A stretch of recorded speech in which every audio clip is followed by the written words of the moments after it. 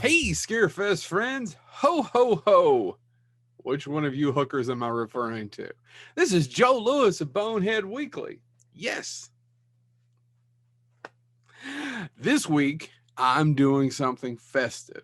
Still waiting on one of you all to buy me a box or a bottle of Blanton's, but that's beside the point. I also like Woodford and Knob Creek, just throwing it out there as we get closer to the holiday season. They did another remake, and this is the second time this movie's been remade. Black Christmas. I'm going to do 2019's Black Christmas. Now, 1974, there was a movie directed by Bob Clark. Now, Bob Clark is famous for making Porky's and another Christmas classic called A Christmas Story. Plays on TBS every year. Love that movie. He directed the original Black Christmas about Billy. And the guy, he's a psycho crazy killer, goes to this sorority house and starts murdering people. Love the film. Has one of the best uses of the C word in film history. That's beside the point.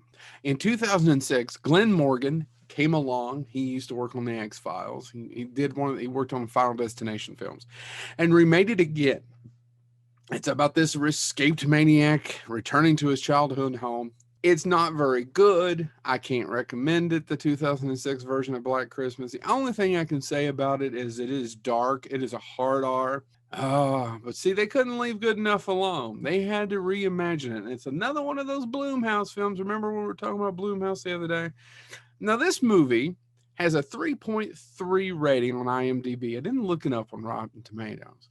And what they do is it's a group of female students and they're stalked by a stranger during Christmas break. It's very pro-woman and it's very woke. And I liked a lot of that. I liked where they were going with it. And I think the 3.3 on IMDb is a little too low.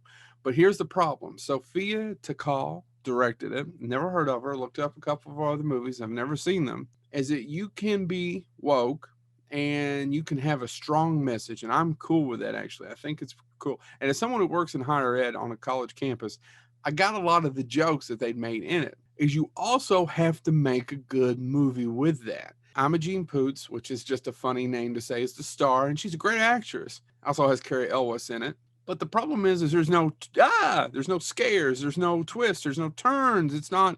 You find out that there is this underground brotherhood of fraternity at this private college of these overprivileged white assholes. I get what they were trying to do, but you also have to have an entertaining movie. You can have a message, but you have to have a film. And when you're making a horror film, you have to bring an edge to it, something hard. And I don't think this movie did that at all. It's clearly a PG-13 film, which is one thing, but it also doesn't really have any scares or jumps.